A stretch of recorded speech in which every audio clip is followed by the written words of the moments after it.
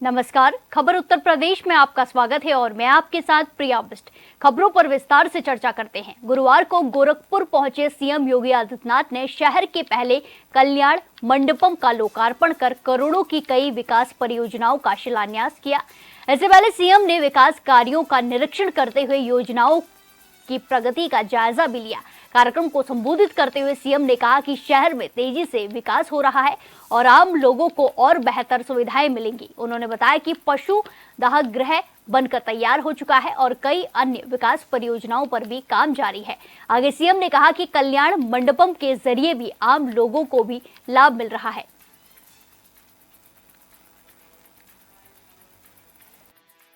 महानगर के अंदर गरीबों के लिए, मध्यम वर्गीय परिवारों के लिए, क्योंकि हमने कहा कि भाई नगर निगम के जो कर्मचारी हैं, खासतौर पर सफाई कर्मचारी, अन्य कर्मचारी, उन लोगों को मात्र 11,000 में ये बुक होकर के मिलना चाहिए। और जो लोग कॉमर्शियली उसका उपयोग करना चाहते हैं उनको थोड़ा महंगा भले ही दे नगर निगम, लेकिन सामान्य कर्मचारियों को सस्ते दाम पर मिलना चाहिए। और आप देखेंगे कितनी उत्तम व्यवस्था है, यानी 5 स्टार होटल से की तर्ज पर ही अच्छी व्यवस्था है। तो अच्छी व्यवस्था मिले तो अच्छा कार्यक्रम भी उसके साथ जुड़ करके बहुत भव्य तरीके से उसको आगे बढ़ाया जा सकता है। और मैं विश्वास के साथ कह सकता हूं कि अगले कुछ महीनों के अंदर गोरखपुर महानगर में 7 कल्याण मंडपम बनकर के तैयार हो जाएंगे और हर सार्वजनिक कार्यक्रम को वहां पर संपादित करने में फिर मदद मिलेगी। ऐसे ही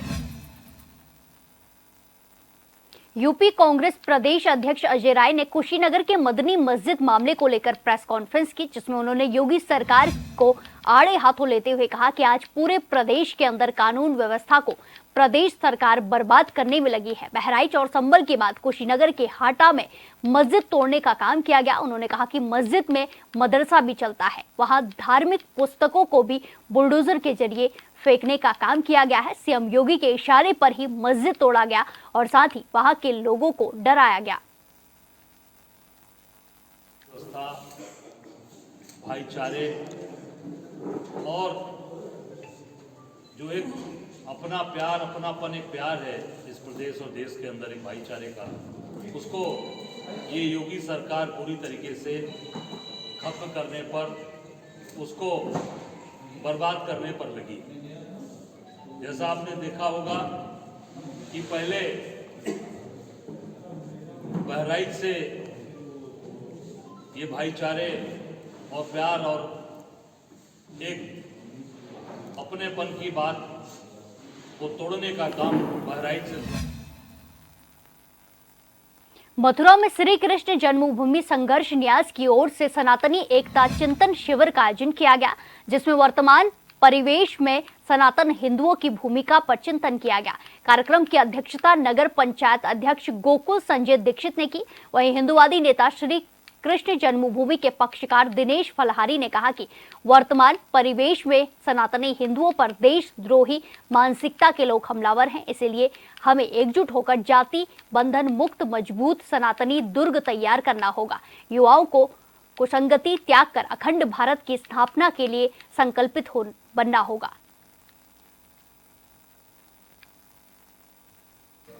सनातनी चिंतन शिविर का आयोजन हुआ, जिसमें आगंतुक सभी सनातनी हिंदुओं ने इस बात पर चिंता जाहिर की कि किस प्रकार विधर्मियों से निपटा जाए, क्योंकि विधर्मी देशद्रोही मानसिकता वाले लोग हमारे सनातन हिंदुओं को जातियों में बांट करके अपना लाभ लेना चाहते हैं। सभी यहाँ पर पधारे हुए आगंतुकों ने एक स्वर से कहा है कि हम लोगों को जातियों में नहीं बढ़ना है, हम सभी हिंदुओं को केवल और केवल हिंदू बने रहना है। हिंदू बने रहेंगे तभी हम इन लोगों के षड्यंत्र से निजात पा सकेंगे, क्योंकि हमारे हिंदुस्तान में कुछ लोग ऐसे भी हैं जो हिंदुस्तान का खाते हैं और गुण पाकिस्तान का गाते हैं। वोट बैंक मथुरा में जिलाधिकारी चंद्र प्रकाश सिंह ने उत्तर प्रदेश ब्रिज तीर्थ विकास परिषद के सभागार में मथुरा वृंदावन विकास प्राधिकरण कार्यशाला को संबोधित किया।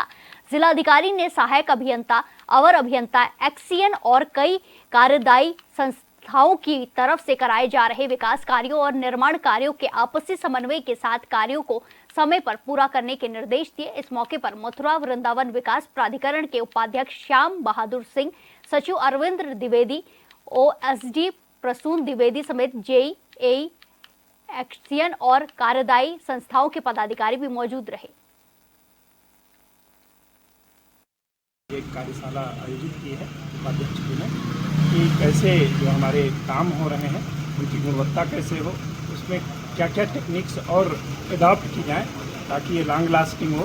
और भविष्य के लिए जो हम लोगों का थीम है कि मथुरा और वृंदावन जो हमारी ऐतिहासिक धरोहर है उसको संरक्षित रखते हुए उसमें आधुनिक विकास का कैसे समावेश हो, इसके लिए सारे जितने भी डिवीजन्स हैं प्राधिकरण के और उसमें जो जितने स्टेक होल्डर्स हैं, चाहे वो ठेकेदार हों, चाहे इन्वायरमेंटलिस्ट हों या अन्य सारे लोग हैं, उनके साथ एक कार्यशाला हो रही है ताकि जो हम लोगों के काम हो रहे हैं उनकी गुणवत्ता अच्छी हो और वो जो यहाँ की जनता है उसको अधिक से अधिक लाभ मिले। देखिए, Mathura Vrindavan smart city smart पहले से ही है। भगवान श्री कृष्ण जो मानवता का संदेश देते हैं और जिनके बताए हुए रास्तों पे प्रत्येक मनुष्य चलता है, हम आप चलते हैं, ये उनकी जन्मभूमि है। और वृंदावन जो उनके बालपन की कहानी कहता है जी, वो यही है। तो ये ऑलरेडी पहले से ही स्मार्ट है। जो आधुनिक सुविधाएं हैं और जो यहाँ हमारे श्रद्धालु आते हैं, जो यहाँ हमारे दर्शक आते हैं, उनको हम क्या बेहतर से बेहतर सुविधाएं दे पाएँ जिससे हमारी पुरातन जो संस्कृति है, जो सभ्यता है, जो यहाँ की चीज़ें हैं वो भी संरक्षित रहें और जो फुटफॉल है, जो जनता का प्रेशर है यहाँ, उसको भी हम लोग समय के साथ एब्जॉर्ब कराएं। फिरोजाबाद मेडिकल कॉलेज के प्रिंसिपल ने 100 शैय्या अस्पताल का औचक निरीक्षण किया। निरीक्षण के दौरान मरीजों को बिना स्ट्रेचर के पैदल ले जाता देखकर प्रिंसिपल भड़क गए। प्रिंसिपल ने मरीजों के सामने ही कर्मचारियों को कड़ी फटकार लगाई। साथ ही गेट पर टूटा स्ट्रेचर मिलने पर वार्ड बॉय को जमकर फटकारा। उन्होंने कहा कि अस्पताल में लापरवाही बिल्कुल भी बर्दाश्त नहीं की जाएगी।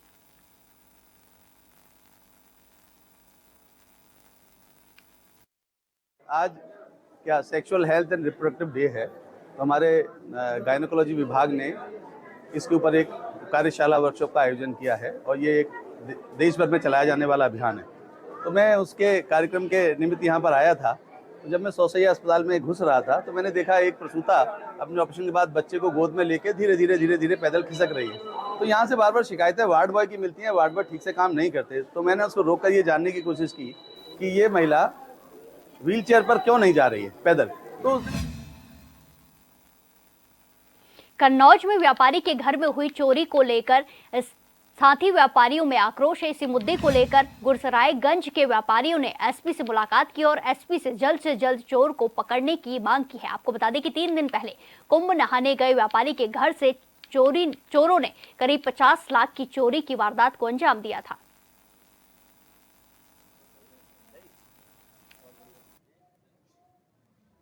नगर गुरसाहिबगंज में हमारे मोहित गुप्ता जी खड़े हुए हैं। इनके यहाँ एक चोरी हो गई थी, उस जिसका खुलासा अभी तक नहीं हुआ है। और एक हमारे नगर अध्यक्ष भारतीय उद्योग व्यापार मंडल इनके भाई के यहाँ भी चोरी हो गई थी, छिबरामऊ में चोरी, उसका भी खुलासा अभी तक नहीं हो पाया है। छिबरामऊ में चोरी में 17 दिन हो गए हैं। हमारे इसी मामले में हमारे जिलाध्यक्ष राज भाई और हमारी भारतीय उद्योग व्यापार मंडल नगर छिबरामऊ की टोली और गुरसाहिबगंज की टोली एवं जिला टोली सभी लोग आज कप्तान साहब के पास जनपद कन्नौज में आए हुए हैं। इन्हें ज्ञापन दिया है, इनसे वार्ता की है और उन्होंने आश्वासन दिया है कि अतिशीघ्र इस चोरी का खुलासा करवाएंगे। कानपुर विश्वविद्यालय के पास बरसायतपुर जाने वाले मार्ग की हालत काफी खराब स्थिति में है। क्षेत्र में जल निकासी, नाला समेत सड़क बनवाने के लिए कल्याणपुर विधायक नीलिमा कटियार ने अधिकारियों और स्थानीय नागरिकों के साथ क्षेत्र का भ्रमण कर जल्द से जल्द सड़क का काम शुरू करने के निर्देश दिए हैं। आपको बता दें कि कानपुर यूनिवर्सिटी के पास बरसायतपुर जाने वाला मार्ग कई महीनों से खराब पड़ा हुआ है, जिसकी वजह से कई बार कॉलेज जाने वाले बच्चे चोटिल हो जाते हैं। इसलिए स्थानीय लोगों की परेशानी को देखते हुए विधायक ने निर्देश दिए हैं।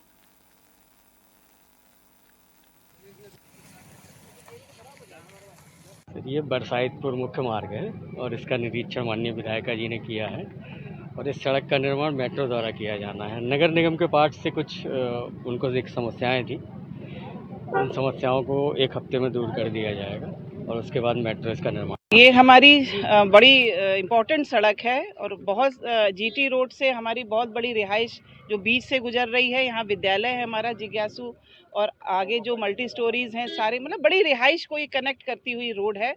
लंबे अरसे से खराब थी, लगातार हम मेट्रो में बात कर रहे थे तो लगातार वो और विभागों के ऊपर अपनी बात डाल रहे थे। आज यहाँ पर जल निगम के एक्सीएन भी हैं, जलकल भी है और मेट्रो के भी जो देख रहे हैं प्रोजेक्ट वो भी हैं। तो ये सब तीनों लोगों के साथ यहाँ आना हुआ था और यहाँ समस्या एक्चुअली क्या और किस लिए ये सड़क नहीं बन रही है ये सबके साथ मिलकर के तय हुआ है। इन्होंने कहा है कि आने वाले 6 दिन के अंदर 7 दिन के अंदर ये पूरी सफाई हो जाएगी और उस सफाई के बाद तुरंत ये मेट्रो सड़क बनाना शुरू कर देंगे। कानपुर में बजरंग दल के कार्यकर्ता कृष्णा तिवारी ने पुलिस कमिश्नर को एक ज्ञापन सौंपा जिसमें धार्मिक स्थलों पर लगाए गए लाउड स्पीकर नियमों का हवाला देते हुए बताया गया कि धार्मिक स्थलों पर लाउड स्पीकर फिर से सक्रिय हो गए हैं। कृष्णा तिवारी ने मांग की है कि इन लाउड स्पीकरों को हटाया जाए ताकि धार्मिक स्थलों का वातावरण शांतिपूर्ण बना रहे। इसके अलावा ज्ञापन में गौ तस्करी के मुद्दे को भी उठाया गया है।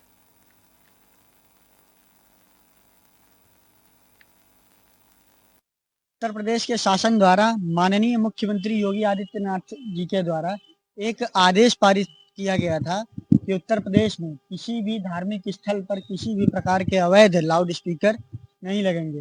यह आदेश पारित करने के बाद माननीय मुख्यमंत्री जिस मंदिर के स्वयं महंत हैं उन्होंने एक मिसाल पेश करते हुए उस मंदिर के जो लाउड स्पीकर थे सबसे पहले उस मंदिर के लाउड स्पीकर हटाए और लाउड स्पीकरों की आवाज सिर्फ परिसर मात्र सीमित करने का एक आदेश पारित किया। जब यह आदेश पारित हुआ उसके बाद बड़े स्तर पर कार्रवाई हुई और कहीं ना कहीं लगभग स्थानों से यह लाउड स्पीकर हटाए गए। लेकिन कानपुर का एक समाज ऐसा भी है जो उत्तर प्रदेश के जितने भी नियम कायदे कानून बनाए गए हैं, जो भी कानून व्यवस्था बनाई गई है और माननीय मुख्यमंत्री जी की जो मंशा है उनकी धज्जियां उड़ाने में तुला हुआ है।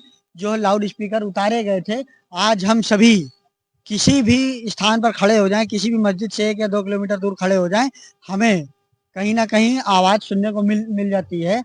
वहीं जो दूसरा ज्ञापन है माननीय सीपी साहब को इसलिए देने हैं क्योंकि कानपुर को जिस तरीके से पशु तस्करी का हब बनाने का प्रयास एक समाज के द्वारा किया जा रहा है और कहीं ना कहीं कानपुर में जिस तरीके से अवैध स्लॉटर हाउस चल रहे हैं, जिसको जब हम सभी ने पकड़ा और उस पर पुलिस ने अपनी कार्रवाई भी की, उन स्लॉटर हाउस के सामने आने पर वहां पर बड़े स्तर पर गौ हत्या और गौवध भी मिला। तो हम सभी हिंदू समाज की ओर से माननीय कमिश्नर साहब के पास आए हैं कि एक तो पहले जो शासन के द्वारा नियम बनाए गए हैं उनको सख्ती से लागू कराया जाए।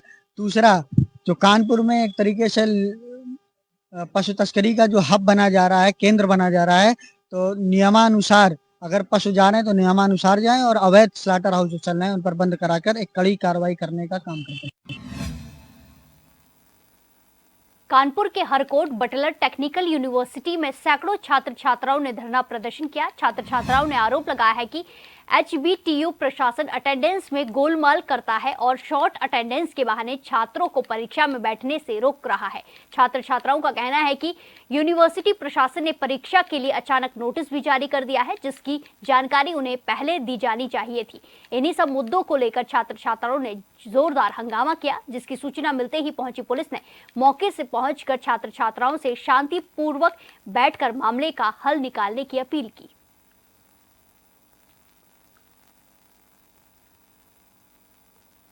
सर, हम लोग यहाँ पर अटेंडेंस के लिए धरना प्रदर्शन कर रहे हैं, जो कि हर एक कॉलेज में आपने लोगों ने सभी कॉलेजेस में होता है कि पोर्टल पे सारी अटेंडेंस आती है।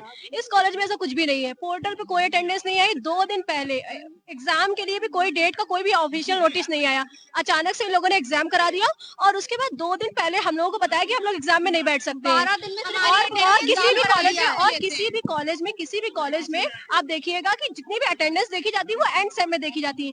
इस कॉलेज में क्या हो रहा है, हर 15 दिन में आपकी 75% अटेंडेंस देखी जाएगी। हम लोग के पास और कोई काम नहीं है, हम लोग इंटर्नशिप के लिए इंटरव्यू देने नहीं जाएंगे। और भी तो चीजें होती है ना कि सारी अटेंडेंस सारी क्लासेस लेते रहेंगे। और हम लोगों की 14 क्लासेस में से कम 10 क्लासेस हम लोगों ने ली है, लेकिन हम लोग एग्जाम में नहीं बैठ सकते हैं।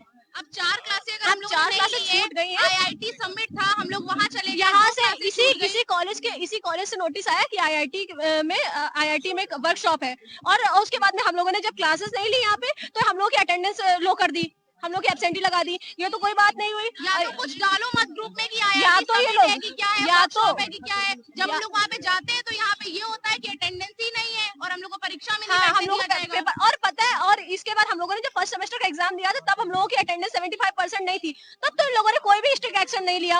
अब अचानक से इन लोगों ने हम लोगों के 15 नंबर के पेपर में हम लोगों को बैठने से मना कर दिया। और टीचर्स कह रहे हैं कि 15 नंबर के तो एग्जाम है, 15 नंबर के एग्जाम हम लोग अगर नहीं देंगे तो हम लोग का सीजीपीए कितना डाउन हो जाएगा। कोई भी कंपनी हम लोग को प्लेसमेंट देगी? अब कुछ सोचिए। ग्रुप बना हुआ है, अभी भी उस ग्रुप में अभी तक नहीं डाली गई है कोई भी ऑफिशियल नोटिस कि आज से एग्जाम है, और कौन सा एग्जाम है। हम ये कहना चाहते हैं कि पहली बात तो ये है कि हम लोग को कोई पहला सेमेस्टर तो है नहीं जिसमें ये किया जा रहा है, तो हम लोगों को समझ में आना चाहिए कि हम लोग नहीं आए तो हमारी गलती है। भाई पहले सेमेस्टर में सबको रियायत दे दी गई, आपने छूट दे दी, आपको अटेंडेंस से कोई मतलब ही नहीं था। 75% बच्चे आया नहीं आया कोई लेन देन नहीं, उसका एडमिट कार्ड भी आता है, उसकी आरसी भी मिलती है, सब पेपर भी देते हैं।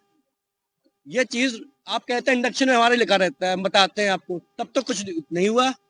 मैं 4th सेमेस्टर में आ गया हूँ, मेरा फाइनल सेमेस्टर है, 3 सेमेस्टर में मैं दे के आया हूँ, सब में किसी में 70 रही है, किसी में 71 रही है, 75 तो मेरी नहीं पहुंची, मैं खुद बोलता हूँ, तब तो किसी ने कुछ नहीं बोला।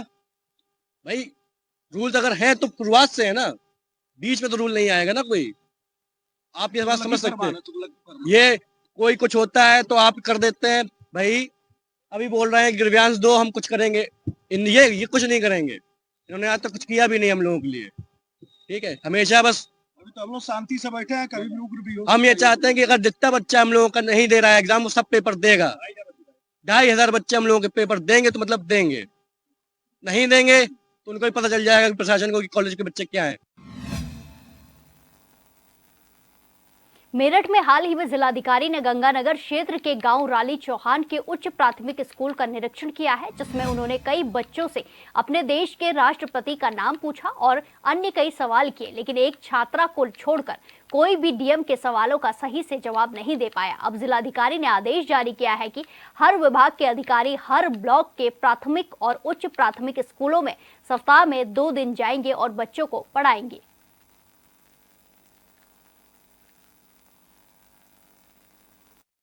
सबसे पहले आपको बहुत बहुत धन्यवाद। जनपद मेरठ में कुल 1068 प्राथमिक विद्यालय हैं, प्राथमिक और जूनियर स्कूल, और 12 ब्लॉक में ये पूरा फैला हुआ है हमारा विद्यालय।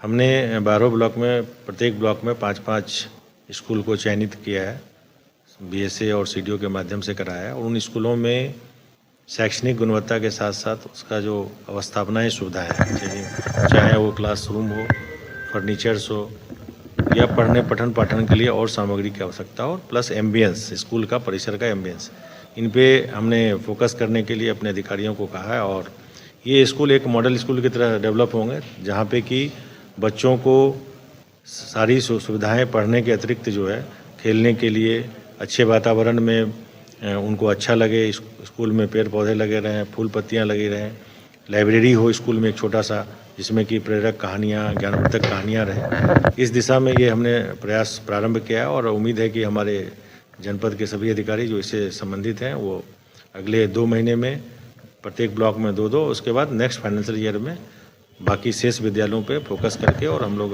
नेक्स्ट 4-5 मंथ में ये कार्य पूर्ण करा लेंगे। उसके बाद फर्स्ट फेज़ का काम पूर्ण होने के बाद फिर सेकेंड फेज़ में फिर हम विद्यालयों को चयनित करेंगे, और ये क्रमवार चलता रहेगा। ये मुख्य रूप से शैक्षणिक गुणवत्ता को सुधार करने के लिए कदम है, और इससे नामांकन पर भी असर पड़ता है, बच्चों के मनोदशा पर भी असर पड़ता है, और बच्चों को पढ़ाई में भी मन लगता है, जिससे कि वो एक अच्छे नागरिक बनकर समाज का, प्रदेश का और देश का सेवा कर सकें। मेरठ के हस्तिनापुर में चोरों के हौसले बुलंद हैं, जहां कैलाश पर्वत जैन मंदिर से चोर 2 बेशकीमती अष्टधातु की मूर्तियां चुरा ले गए। हैरानी की बात तो यह है कि मंदिर पुलिस चौकी से केवल 50 कदम की दूरी पर है, लेकिन उसके बाद भी चोर मंदिर से लाखों की मूर्तियां चोरी करके ले गए। वहीं चोरी की सूचना मिलते ही पहुंचे एसएसपी ने घटनास्थल का जायजा लिया और जल्द से जल्द चोर को पकड़ने का आश्वासन दिया है। फिलहाल पुलिस ने सीसीटीवी की मदद से चोरों की तलाश शुरू करवा दी है।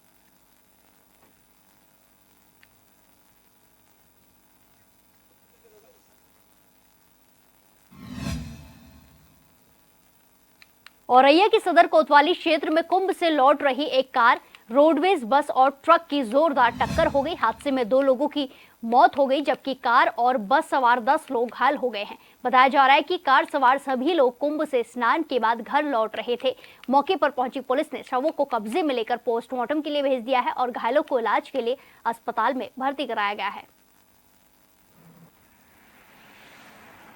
औरैया जनपद औरैया क्षेत्र अंतर्गत चिरौली स्थित केशवपुर ढाबे के पास 2 रोडवेज बस, 1 कार और ट्रक आपस में टकरा गए, जिसमें रोडवेज बस सवार यात्री और कार सवार यात्री घायल हुए।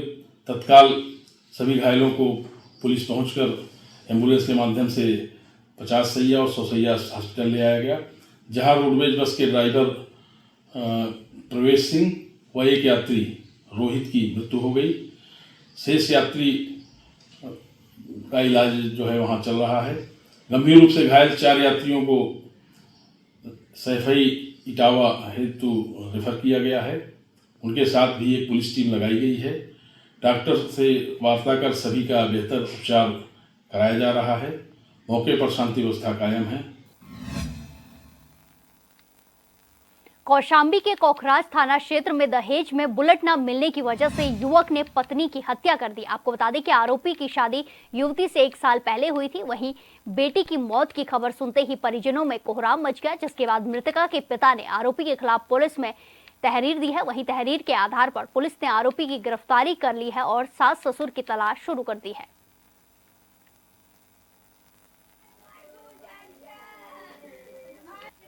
देखिए, ये एक दहेज मृत्यु का मुकदमा कोखराज थाने पर दर्ज किया गया है। शादी को 1 साल हुआ था। इसमें आरोपी पति को गिरफ्तार करके जेल भेजा गया है। उसके जो 2 और नामजद अभियुक्त हैं, उसके मृतका के ससुर और उसकी सास, उसके बारे में विवेचना करके बहुत शीघ्र उनके खिलाफ भी कार्रवाई की जाएगी। साहब, अपनी लड़के की शादी में 2023 में किया था, थाना कोखराज, गणी चौकी, गांव टढ़ार पर, पिंटू पटेल के साथ। मेरा घर सैनी है। पिंटू पटेल के बाप का नाम हनुमान। और इनको मैं बुलेट नहीं दिया साहब। बुलेट न देने के कारण ये मेरे लड़के को मार डाले। तीनों लोग मिल के, महतारी बाप तीनों, और कोई नहीं सजा था। सब 2023 में किया था साहब। कहीं नहीं किया साहब। अब हमको कोई मालूम ही नहीं हुआ था। भाई यहाँ से फ़ोन गया हमारे बड़े दामाद का फ़ोन गया कि बाबू छोटी वाली भैया को तो मार डालें। तो हमने कहा ठीक है, मार डालें, तो हम मार रहे हैं। व्यवस्था उनकी किया जाएगा। और क्या किया। बदायूं के बिजौली थाना क्षेत्र में बिजली चोरी रोकने गई बिजली विभाग की टीम पर दबंगों ने हमला कर दिया। आपको बता दें कि कटिया डालकर की जा रही बिजली चोरी का वीडियो बनाने पर दबंग ने टीम पर हमला बोल दिया, जिसमें जेई के साथ साथ कई कर्मचारी भी घायल हो गए। वहीं मौके पर पहुंची डायल 112 पुलिस को आता देख दबंग मौके से फरार हो गए, लेकिन पुलिस ने दबंग की तलाश शुरू कर दी है। मेरा नाम मिराज अहमद है। मैं उपखंड अधिकारी बिसौली का। आज जो है उच्चाधिकारियों के निर्देशन में विद्युत चोरी रोको अभियान के तहत जो है चेकिंग कर रहे थे। सिचौली गांव गए हुए थे। वहां पहुंच रहे तो एक नन्हे नाम के व्यक्ति थे जो बिजली चोरी कर रहे थे। उनका कोई संयोजन नहीं था। तो वहां पे उसके जो कटिया डाल रखी थी, उसका फिर जो है प्रमाण सुरक्षित रखने के लिए वीडियोग्राफी की जा रही थी। उसी दौरान वो आग बबूला हो गए और हमारी टीम पे जो है हमला कर दिया। इसमें हमारे जय साहब को और ये TG2 भारत सिंह, उन लोगों को चोटें आई हैं। ठीक है, इससे संबंधित जो है वहाँ पे हम लोग जो है कार्रवाई के लिए 112 नंबर डायल किया और तत्परता से 112 नंबर टीम भी वहाँ पहुँची और घटना का संज्ञान लेते हुए उन्होंने बोला कि इसको तहरीर दीजिए, प्राथमिक दर्ज की जाएगी। इसके लिए तहरीर बना करके हम लोग थाने जा रहे हैं। प्राथमिक इस बुलेटिन में फिलहाल के लिए इतना ही। बाकी तमाम खबरों के लिए देखते रहिए HNN 24/7। नमस्कार।